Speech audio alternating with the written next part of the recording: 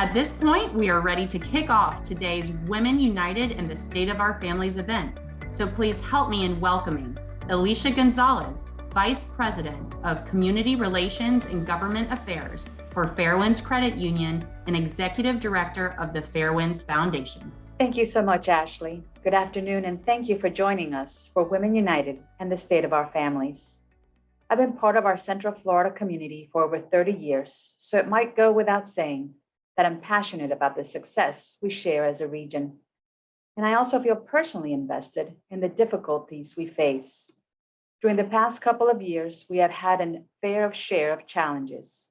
Seeing the toll that the COVID-19 pandemic had on our region is one of the things that has driven me to become actively engaged in being part of the solution. And that is why I'm a member of Women United. Currently, I serve as the chair of Women United alongside Vice Chair Elise Quinn of OUC, the Reliable One. Together, we are dedicating our time to this cause because we know Central Floridians need us. The Women United movement is not only about creating meaningful, lasting change for those who are struggling. It's about lifting each other up. I genuinely feel it's a give and a get.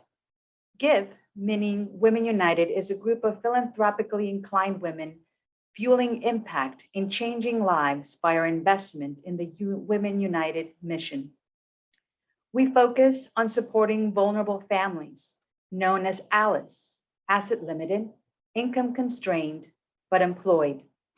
Women United invest in programs and services that support families in getting the help they need. Women United provides the women power needed for outreach events throughout the years, such as the Community Baby Shower and the Thanksgiving Project. It advocates and raises our voices for critical legislative issues that impact the well-being and prosperity of our region. Women United brings the collective power and influence of more than 70,000 plus women across the globe to make our impact count, not just for our community, but for our movement. Yes, there are many ways to give as part of Women United, but I want to get to the get. You get to work alongside other passionate people you may not run into at your typical networking events and create a genuine impact in our community. You get to learn and connect through volunteerism and be part of a movement that can help you grow personally and professionally. Regardless of where you are at, you have something to give, whether it's your time, talent, or treasure, to support the work of Women United and Heart of Florida United Way. And currently, it is more important than ever. The information shared with us today concerning the state of our families in Central Florida will truly be eye-opening. It provides the stark backdrop for the need and purpose of Women United. So I encourage you to consider how you might lend to creating solutions today. But first, to provide us with a foundation of knowledge to enter into this conversation, I will turn the program over to Jeff Hayward, President and CEO of Heart of Florida United Way, who will provide us with a glimpse into the state of our families. Thank you for being with us, Jeff. Thank you, Alicia. It's great to see you. And thank you for all of you for joining us here today to learn more about the state of our families here in Central Florida. And a special thank you to the Heart of Florida United Way Women United members for making this critical conversation possible.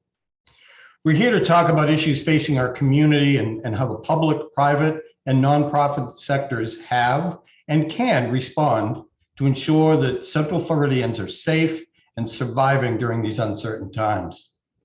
At United Way, we come to work every day to serve ALICE, asset limited, income constrained, employed. ALICE is working 2 and sometimes 3 jobs just to make ends meet, but there's still only one financial emergency away from financial ruin. Now you may be asking yourself, well, who is ALICE? Well, you know ALICE. You see ALICE every single day. They make your coffee at your favorite coffee shop each morning. They provide you service at your favorite restaurant, and they clear the table when you've left. ALICE provides for the care for your children, perhaps, or your parents in an assisted living or nursing home setting. You know ALICE because ALICE is in every sector, every industry, in every community. In 2019, Heart of Florida United Way hosted our first State of Our Families event. Looking back at the quote on the screen, it almost seems like we were foreshadowing the crisis we're living through today. That one emergency that every Alice household fears took the shape of COVID-19 and the pandemic. Not only did the pandemic significantly challenge Alice, but it also catapulted our community into a place that none of us had seen before. Businesses shut down, people were out of work, and everyone worried about their own health, safety, livelihood, and even their life. The economy nearly stopped. In March of 2020, just like many other businesses in Central Florida, we closed our physical location. However, we couldn't stop helping people in need. We quickly had to adjust our business model to serve the community from our own homes. People were counting on us, and we take that responsibility quite seriously. United Way quickly established remote protocols for our 211 information referral crisis line. We knew that people would need to have access to the resources if they were going to make it through this pandemic.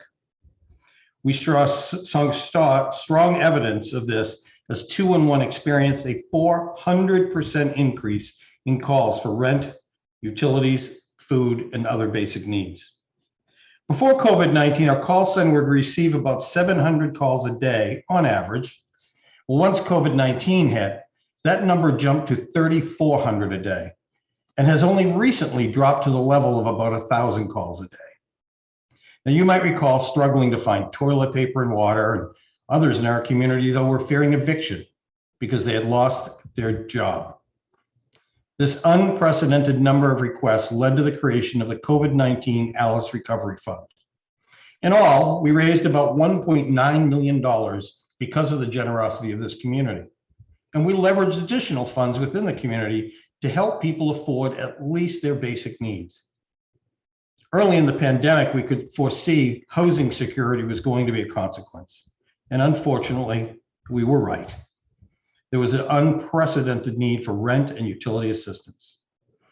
Over a year ago, we convened experts from local nonprofits, government officials, and corporate leaders to discuss the eviction process and what it would mean to almost half of Central Floridians. This conversation opened doors, and leaders around Central Florida began looking for solutions, working with leaders in Tallahassee and Washington, D.C., to create programs and services to help sustain Alice families. Communities were infused with dollars to support families and businesses through the CARES Act and then the American Rescue Plan. This led to the creation of rent and utility assistance and eviction diversion programs, just to name a few. And Heart of Florida United Way engaged in many of these relief efforts through partnerships with city and county governments, including our court system. Since June of 2020, 211 has received 24,700 calls for eviction assistance. And for a long time, a long-standing eviction moratorium has held back that tidal wave of evictions. Currently, though, that moratorium is set to expire on October 31st. I can tell you that the nonprofit sector, shelters, housing assistance programs, and the rest will not be able to cope with the thousands of evictions all happening at once. As it stands now, according to the latest data, there are more than 9,000 evictions pending in Orange County Court. The impending eviction crisis is something we all need to worry about. Alice was hit exceptionally hard by the economic consequences of the pandemic. You see, they were the ones who were essential workers, working multiple part-time jobs to put food on the table, and these are typically low-wage jobs. And yet, as I said, many were deemed essential workers at the beginning of the pandemic.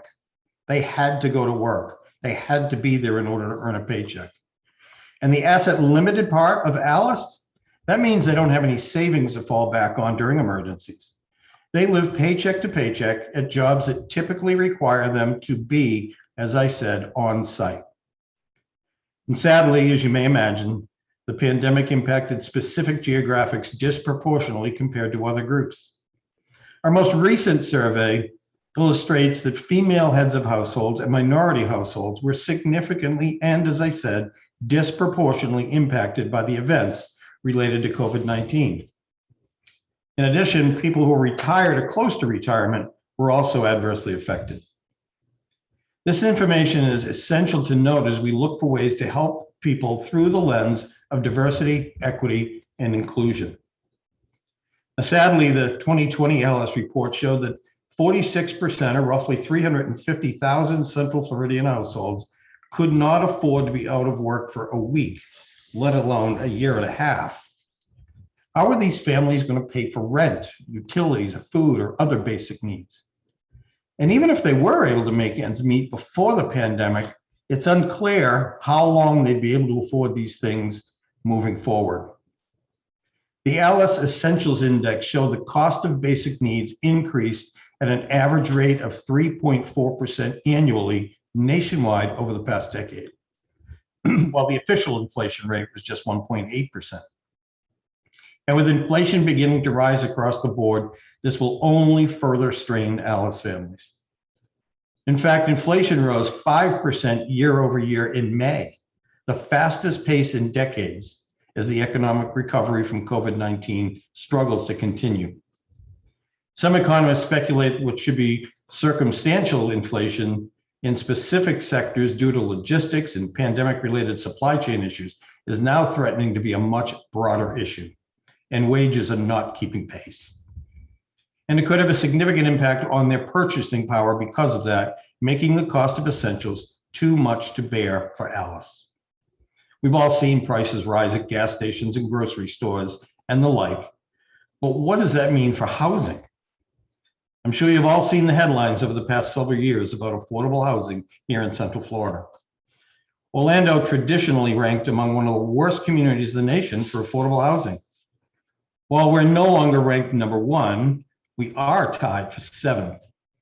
And an article in the Orlando Business Journal just last week predicts that Orlando will soon eclipse New York City in having a higher cost of living. New York City, who would have thought? And this is not where we want to be by any stretch, especially when housing became a public health concern as the pandemic impacted communities across the country. Yes, many lost jobs, were laid off, furloughed due to the economic consequences of COVID-19. But the math, even for employed people, Alice, is not sustainable. Again, the Orlando Business Journal recently reported that based on an ideal that households shouldn't pay more than 30% for rent and utilities, a minimum wage worker would need to work 114 hours a week in order to afford the typical 2-bedroom apartment in Central Florida. That's 2.9 full-time jobs. For an average rent now, again, according to the OBJ, is now $1,514 a month. So with more people moving to the area, we can anticipate what will continue to happen to house prices. This is simply a supply and demand issue. The more people, coupled with limited inventory, prices go up. Basic economics, right? Well, currently, for every 100 renter households in Central Florida with extremely low income, defined as $26,200 for a family of 4, there are just 20 affordable housing units for those 100 households looking. A couple of weeks ago, the 2020 US Census data reported that Central Florida had some of the most significant growth in the state and the nation over the past 10 years. And Osceola County saw the biggest growth by a single county in Florida, with its population increasing by about 45% over the past decade. The county grew from about 269,000 people in 2010 to about 389,000 in 2020. It's easy to see what the rising cost of living in Central Florida is doing. It's pushing people, Alice families, to the periphery. According to the Alice report, 64% of Osceola County households were struggling to make ends meet before the impacts of COVID-19. Well, it's only getting worse. It's imperative that local leaders address the housing issues facing our community.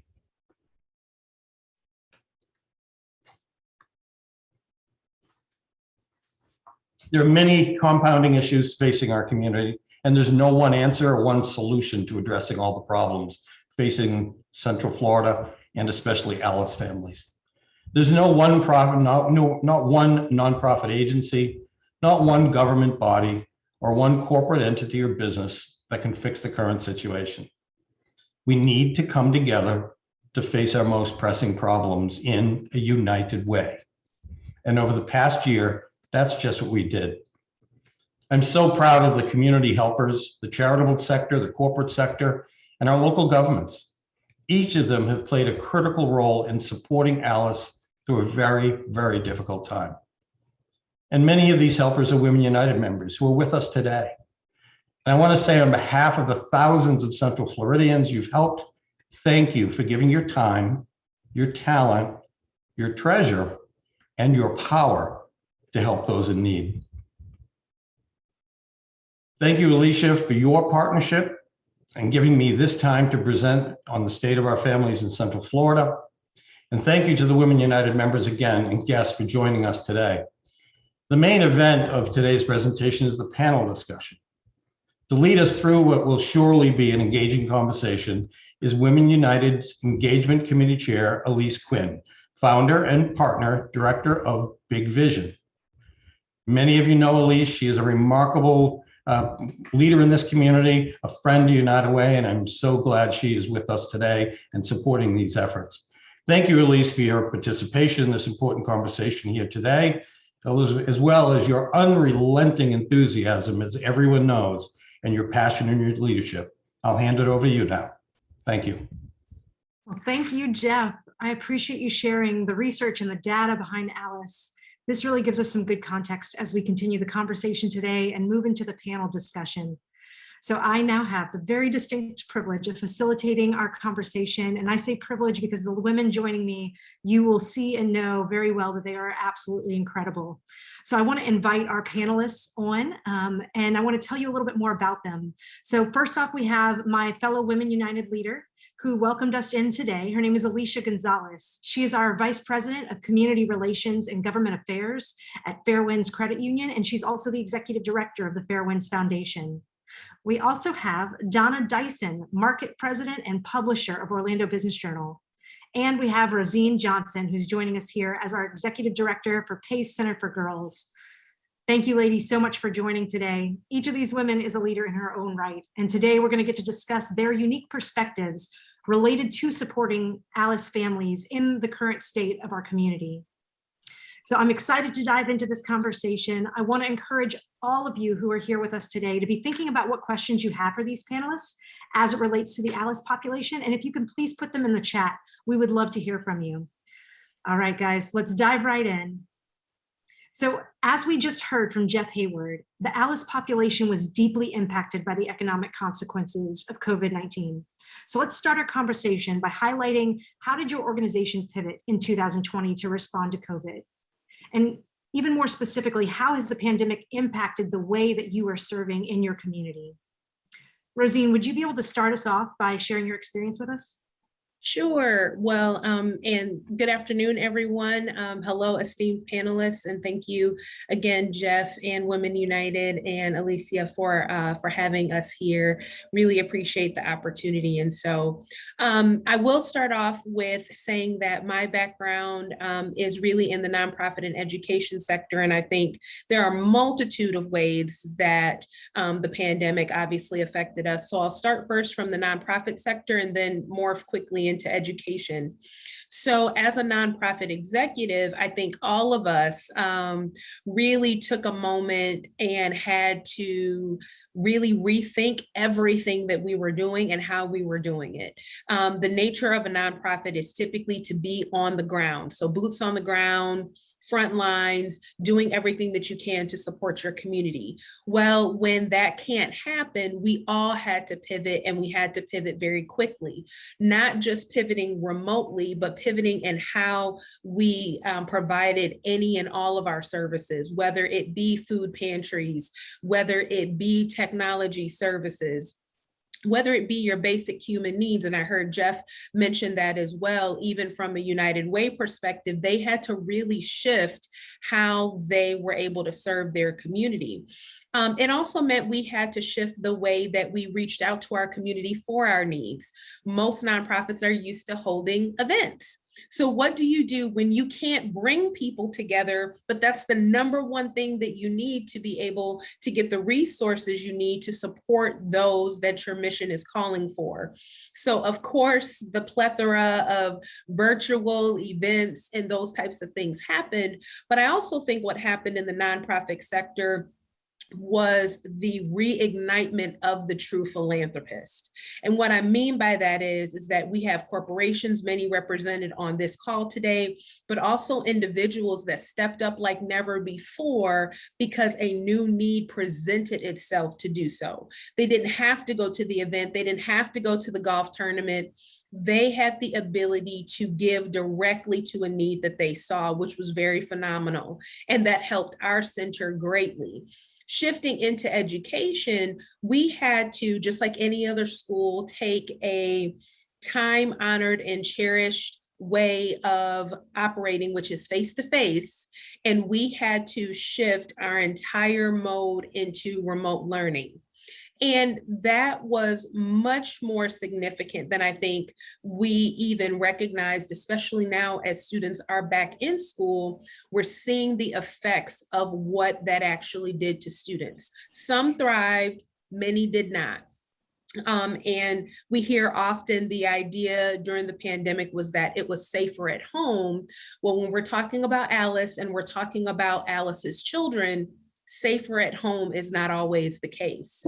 So for the young ladies that we serve at PACE, those that are the most vulnerable, being at home actually opened them up to additional, sadly, additional abuses, additional issues of poverty, and frankly, additional issues of mental health challenges. Thankfully, we didn't lose any of our students. So all of our girls that started with us in the pandemic have remained with us. We were able to continue to provide drive-by visits, services, basic needs, hygiene products, school supplies, computers, everything that our students needed to thrive. And finally, though, I think the biggest challenge that I think we will continue to see from an education perspective is really the exodus of teachers from the profession. What no one anticipated was how difficult this pandemic would be on teachers. Teachers are trained in a very specific way, and to have to shift that modality is very challenging. It's very difficult. And I don't think that, unfortunately, we are done seeing teachers leaving the field, which is, of course, a huge detriment to our students. There were so many good points that you shared there. Thank you so much, Rosene. And thank you, Robin, and others who are utilizing that chat to keep the discussion going. We definitely want to hear from you. That was incredible, especially as you talked about the reinvention of the corporate philanthropist. And it was mentioned earlier that Alyse spans every sector of the industry, and whether Alyse is a client, an employee, or a customer base, COVID-19 has really forced us as business leaders to rethink how we support or engage in our communities. So how has the pandemic impacted the way that you work with Alyse? How are you approaching your work differently? And specifically, are there any new challenges that you're facing in your sector? I'm happy to take that. As an employer, the pandemic has definitely opened our eyes to the need to have to be more understanding, empathetic, and to meet our folks basically right where they are. And for us at OBJ, going virtually, for example, has allowed us to be more flexible with our staff, whether that be for a better work-life balance or to assist with individual challenges or unique needs, such as childcare, other care, or additional jobs that our team might have had to take on as, a result either of a spouse being, underemployed or unemployed. It's also caused us to stop and revisit our career pathing conversations to see exactly where we left those conversations at. Are we, doing the best we can do as employers to be able to continue those conversations? Is it something that maybe we got off, track on, and do we need to kind of, get back on track for that? So it was kind of a gut check, like, how are we doing? As for challenges, I'd say we're like most organizations, where our primary challenge is, again, around workforce. And, we're faced with having to make those tough decisions, like, do we return to the office? Do we offer hybrid? Do we not? Do we require the vaccine? Do we not? And unfortunately, as an employer, from an employer's perspective, it's no doubt that we're going to upset somebody. And unfortunately, we're going to lose folks. And so, and as a community, we have challenges with pipelines. So. Donna, and I just wanted to add, as an employer, that talent pipeline is really a concern, as we are all competing for the same talent. There's increase in pay salaries, there's bonuses, work from home.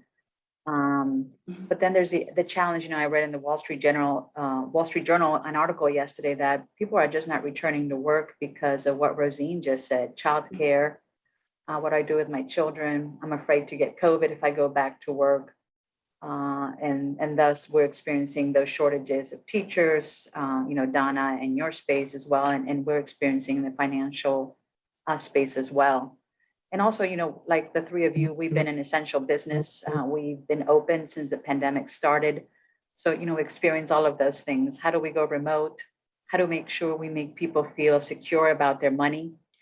That we're there for them, for our members.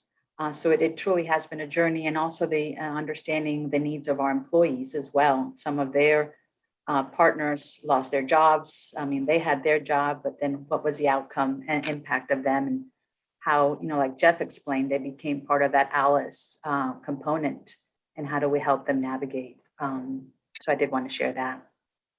And I'm so glad you did. It actually ties in really well to our next question. And I want to pose that next question to Alicia and Donna specifically. And guys, the questions and the feedback that you've been sharing in the chat is so incredibly valuable. Please keep those going. In a few minutes, we will be getting to those questions. So please know that we want to hear from you. Donna and Alicia, specifically, I'd love to hear your perspective on how you see the business community's role in supporting Alyse through COVID. What do you see that looking like, and how have you seen that embodied?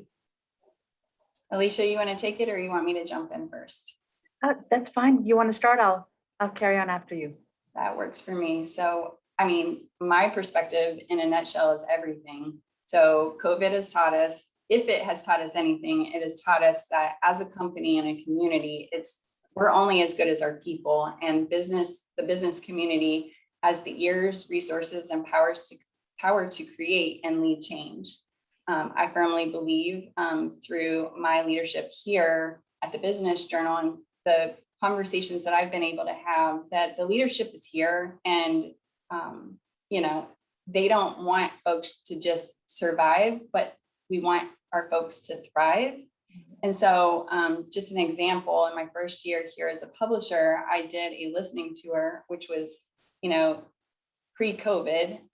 But the one thing that I found consistent and that really resonated was the desire for our leadership and our business community to lift others up and the community. And some of the challenges that, they shared, it was just maybe more uncertainty on the how do we get things moving? How do we create change? Where or what could we do? And so it wasn't that things weren't happening. It was more so that, things were happening, but maybe in silos or in private conversations trying to move the needle forward. And so, as we all know, that it takes all of us working together and communication for us to be able to create change and it to be, effective. OBJ started a series called Community Impact, where we would convene community conversations with leaders to try and better understand what the challenges were, who was doing what in the space, and to do some temperature checks on basically how are we doing as a community? Is the needle moving? What could we be doing better? Where can we identify gaps? Or, just areas that we could maybe identify areas of success to pour more into. And we, through our community impact, we touch on housing, healthcare, transportation, and education. And we just feel like that is the OBJ in our space, and how we can, kind of shine a light and hopefully uncover things and people that might not be the obvious person that are doing things to be effective and create change. That's great, Donna. And for us, in our leadership space at FAIRWINDS Credit Union, we've always had this component where we all want to live generously. And I think I mentioned it in my opening remarks that it doesn't only have to be monetarily, but also in your time and your talent.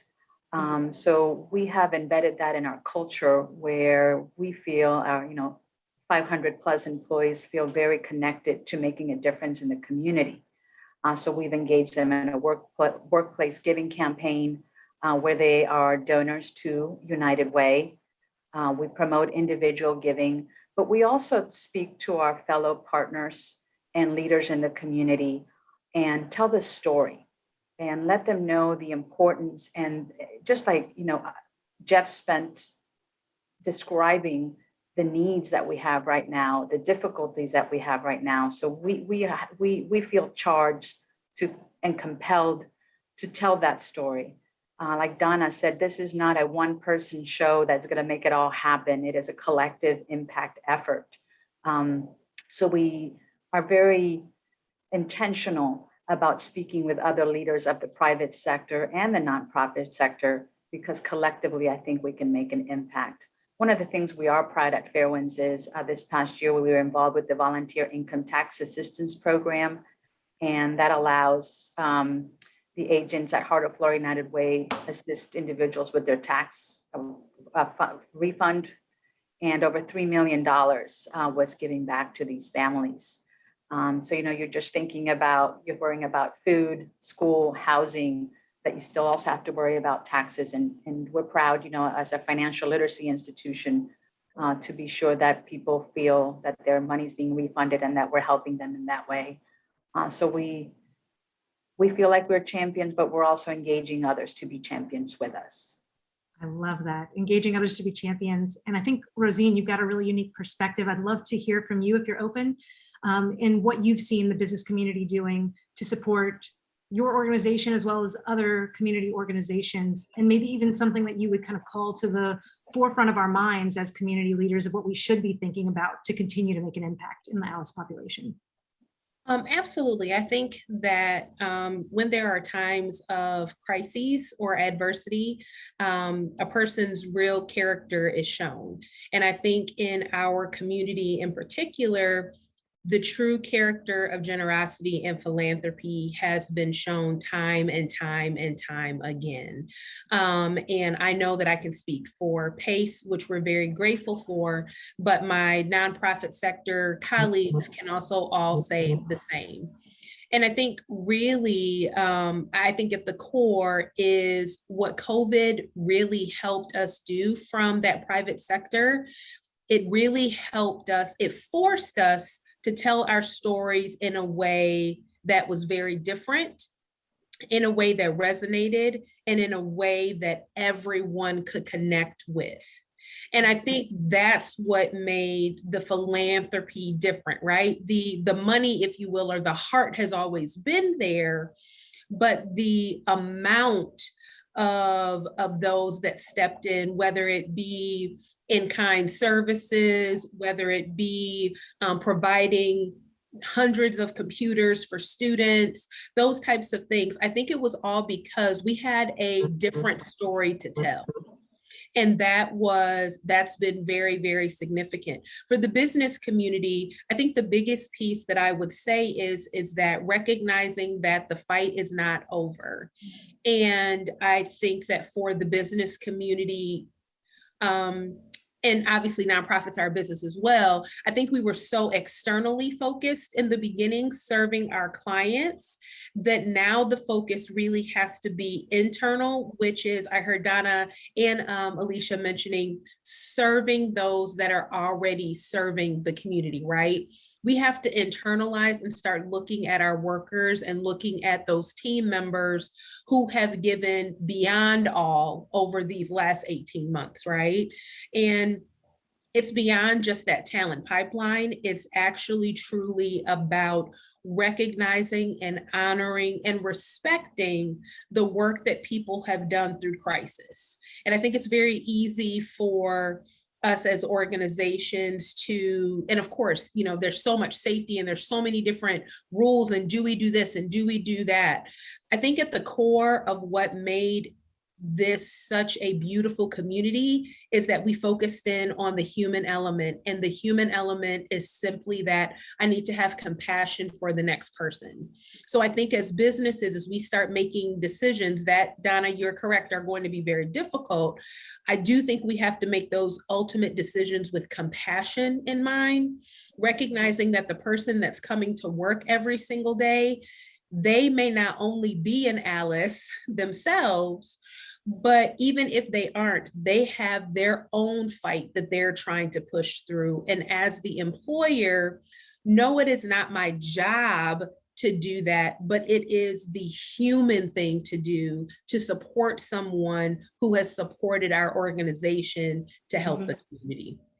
I am grinning so big right now, just because I love what you're stating about, and I think we as an Orlando community specifically understood that at an early point of just having compassion for the next person. And I think that our fabric was woven together so deeply and so closely that it really helped us to take on even something like COVID, to really take on the plight and the challenges that our Alyse population is experiencing, and really have not just such a deep compassion, but a desire to take that into action. So I want to springboard that into one of our last questions before we ask our participants and our attendees what they want to hear from you. I want to ask you guys, in the midst of some challenging 2 years that we've all experienced as a community, where have you seen light? Where have you seen focus? Where have you seen opportunities for growth and just opportunity in general? If we can pull out some of the good that's also come from what we've experienced, I'd love to hear that from you guys, and how that catapults us into our future as a community.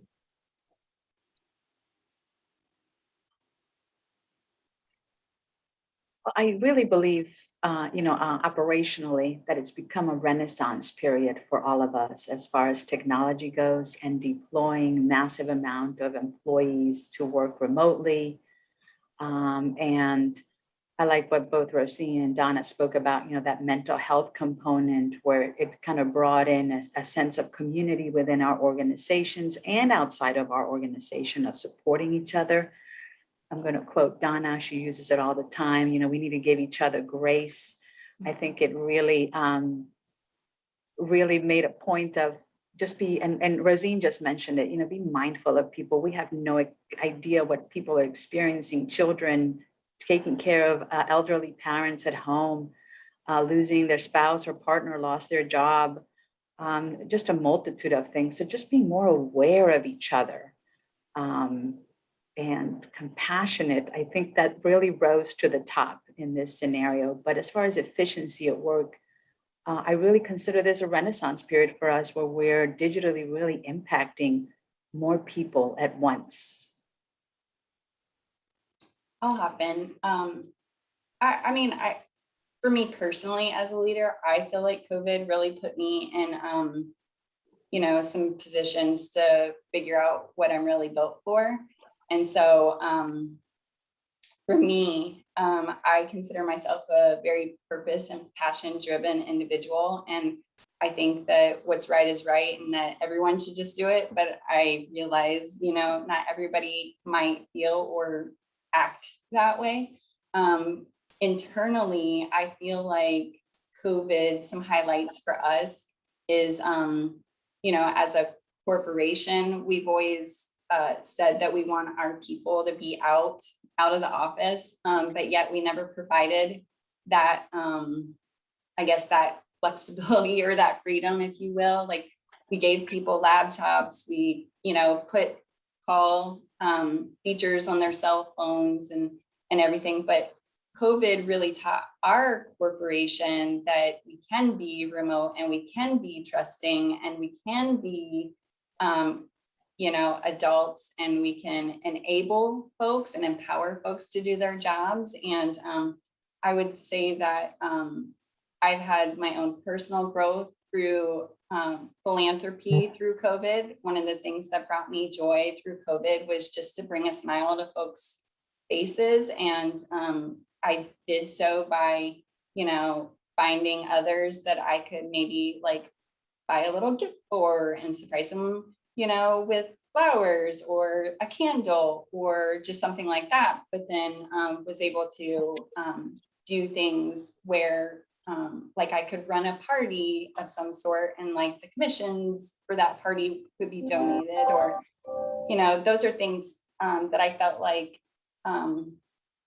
personally as a mother, we had children. I had 3 small children that worked or they were schooling the entire year remote. And so, had some growth moments and some opportunities that I just wouldn't have been able to get or receive, a lot of joy and a lot of little prepackaged gifts that I learned about my own family and my partner.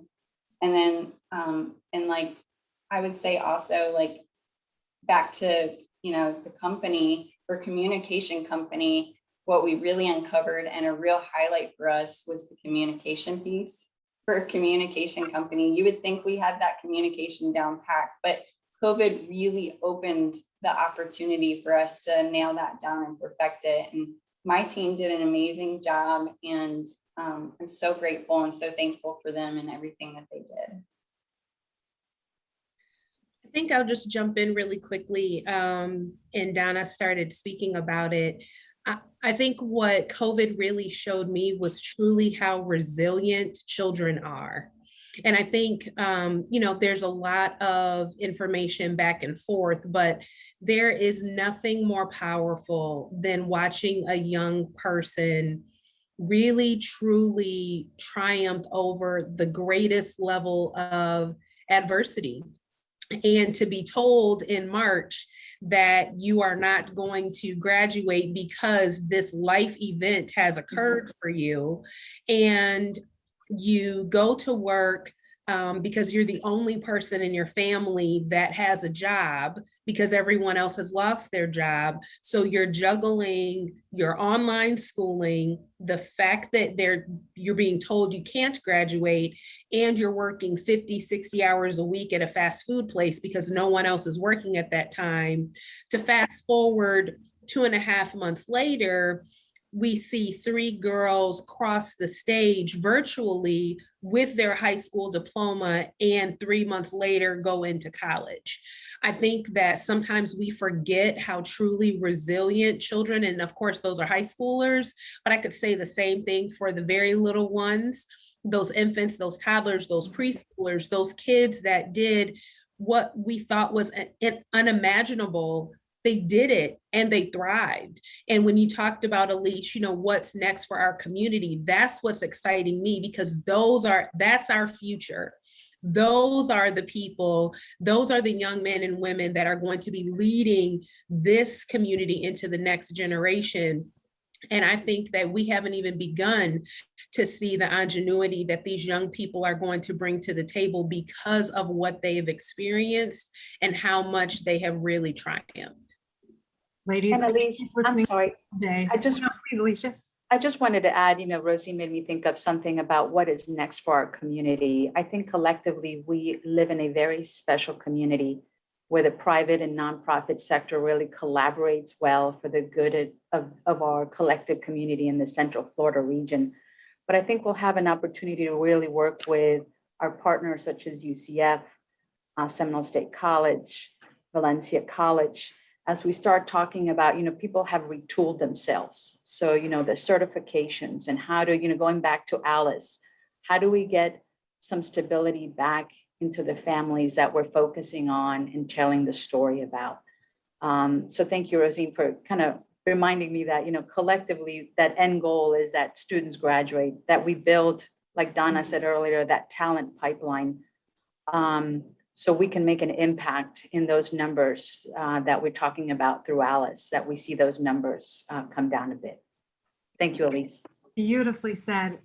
And I think the coolest point that you guys bring up is just the reminder that you wouldn't wish a pandemic on anybody to have to experience this, but it's so beautiful to get to dwell even for a few minutes on just the beauty that has come out of it, the character building that has emerged, and just the deeper the relationships and the bonds that have formed in our community. I think there are still some sweet moments. Every rose has thorns. And I think that this was a perfect opportunity just for us to be able to stop and smell some of the roses that came out of the last 2 years. So thank you guys. And thank you all for everybody who participated in the chat. It was so good to hear everybody's different perspectives.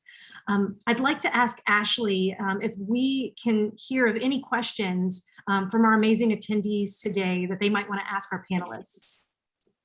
And yes, drop those in the chat. Yes, we had a couple of questions come up.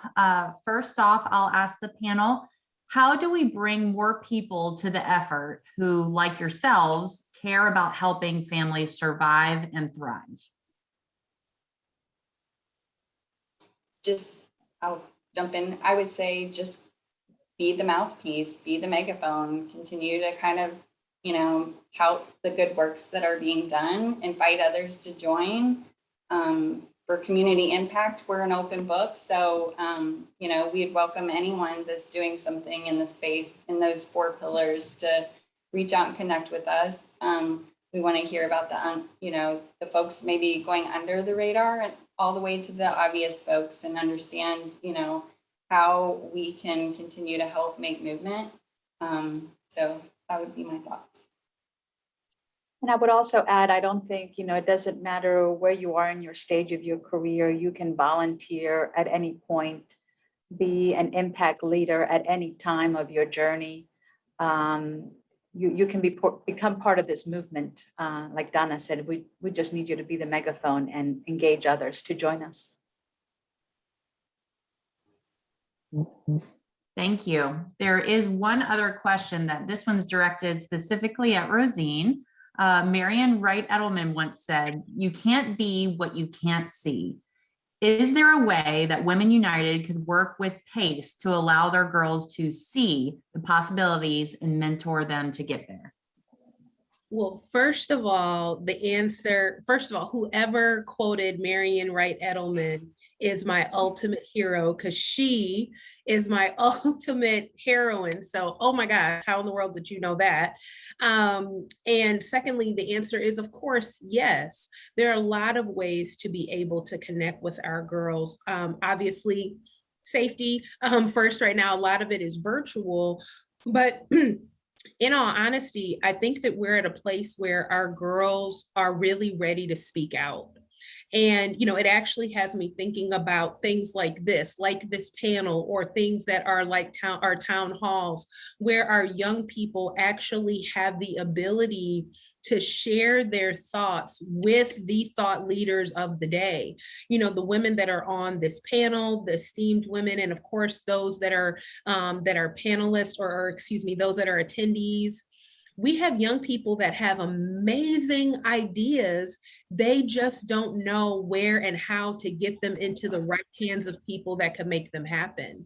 So I think opportunities like this, definitely opportunities for them for job shadowing, work shadowing, but most importantly, I think our girls need to know that the community is behind them. And you never really realize how much an encouraging word. We have businesses that send beautiful cards, or even do short videos that motivate our girls, because a lot of times they feel that they are forgotten, right? So when they know that a Donna Dyson or Alicia Gonzalez has something powerful to say to them, that shifts their whole thinking, because now they realize there is someone out in this community that really is thinking about me. And even if it's a kind word, that's the word that I needed to make it through today. So I am more than open to talk about a lot of different opportunities, but I think right now our girls are ready to act, and trust me, they have a lot to say and I need them to tell other people so they're not telling me all day. Thank you, Rosene. That's wonderful. And this will be our last question of the day. Where do you feel like Women United as a movement can make the most impact on our Central Florida community? I'm going to start. I think it makes an impact in the Alice population, asset limited, income constrained population.